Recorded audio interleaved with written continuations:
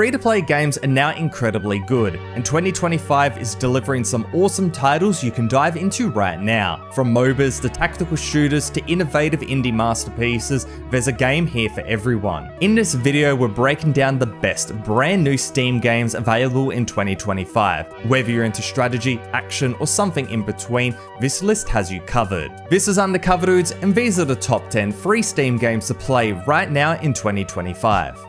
First up is Fortnite Ballistic, a new mode that switches things up from the usual Fortnite formula by moving into first-person tactical shooting. This 5 vs 5 mode puts teams in a round-based setup where you're either attacking or defending objectives. It's a big shift from Battle Royale and feels similar to games like Counter-Strike or Valorant, focusing on strategy, movement, and precise gunplay. The first-person perspective brings a fresh feel to Fortnite, giving matches a more competitive edge without losing the polished visuals and smooth gameplay that the game's known for. It's definitely different, but it feels accessible, even if you're not used to tactical shooters. Whether you're a Fortnite regular looking for a change or someone curious for a more casual shooter experience, Fortnite Ballistic is definitely worth checking out. Next is Vigor, a looter shooter set in post-apocalyptic Norway that originally was a console exclusive but is now available on more platforms. The gameplay revolves around scavenging resources, building a shelter, and engaging in intense encounters with other players. Unlike traditional shooters, Vigor emphasizes survival and tactical decision making. You're fighting for materials, not just for kills. The game offers a variety of modes, over 60 weapons are customized, and solid visuals that capture the bleak atmospheric setting. While the experience is engaging, long-standing bugs and balance issues from the console version have carried over, which might put off some players. Regardless, Vigor delivers a unique mix of shooting and survival, and if you look over the flaws, it's worth checking out for its high-stakes gameplay and resource management. Next is Reverse 1999, a visually stunning turn-based RPG that drops you into a time-twisting adventure. Set in an alternate version of 1999, in this game you guide a group of time travelers through beautifully crafted environments, solving mysteries and fighting enemies. The game mixes storytelling with strategic combat, with careful planning and the use of character synergies are key to victory. But the real draw here is the game's gorgeous visuals. Reverse 1999 is absolutely beautiful, with high quality artwork and animations that bring its world to life. It's rare to find a free-to-play RPG with this level of visuals, making it one to watch if you enjoy story-driven games with tactical depth, but be warned of the gacha mechanics.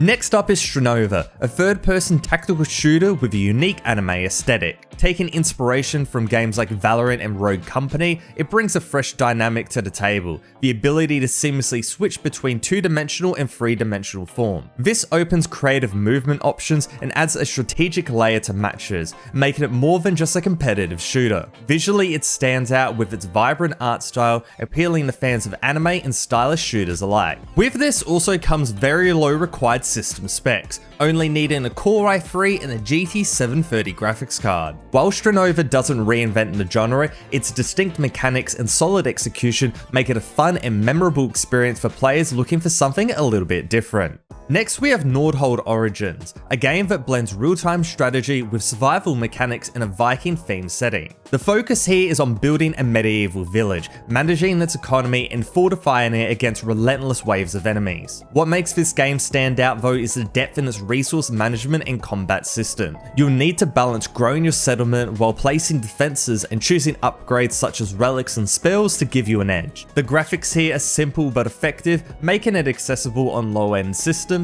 and features like leaderboards and rankings add replayability. With an overwhelmingly positive reception, many players are praising the gameplay loop and strategic elements. Nordhold Origins might not be flashy, but it delivers where it counts, offering an engaging and rewarding experience for fans of RTS and survival games. Next is Predecessor, a game that brings a fresh perspective to the MOBA genre, blending strategic gameplay with third-person action mechanics. If you've ever played Paragon, you'll find this game familiar, as it draws heavily from that title's DNA. You'll pick a hero from a diverse roster, team up with 4 others, and engage in 5 vs 5 battles where precise skills and tactical teamwork are essential. The game's third-person perspective gives it a unique edge, offering a more dynamic and immersive experience compared to traditional top-down MOBAs like League of Legends. Its maps are designed to encourage strategic play, with clear lanes and jungle areas that reward coordination and map awareness. Predecessor also boasts really smooth mechanics and quite polished visuals, which help carve out a niche in a crowded genre. Whether you're a MOBA veteran or a newcomer, Predecessor strikes a balance between accessibility and depth, making it definitely worth a shot. Next up today is Supervive, a unique mashup of MOBA, battle royale, and hero shooter elements, offering a chaotic and fast-paced multiplayer experience. In this game, you'll face off in multi-squad teamfights or taking down powerful bosses for valuable loot in between. In Supervive, the roster includes over 16 characters, each with their own unique abilities, offering plenty of options for you to experiment with. Equipment and power-ups are just as varied, allowing you to adapt to different scenarios on the fly, and this plus the core movement mechanics bring a ton of options. Despite its genre-blending approach, Supervive manages to feel quite cohesive thanks to its polished mechanics and vibrant design. Currently in early access, if you're looking for something that mixes the best elements of several genres into one package, Supervive is definitely worth a try. Next today is Brighter Shores, an RPG that takes inspiration from classic point-and-click games crafted by Andrew Gower, co-founder of Jagex and a key figure behind RuneScape. The game drops you into a magical world where you start as a new recruit in Hopeport's town guard, working your way up in the world. Players can explore various professions, engage in crafting, and uncover a story that feels both expansive and personal. The gameplay is grind heavy though,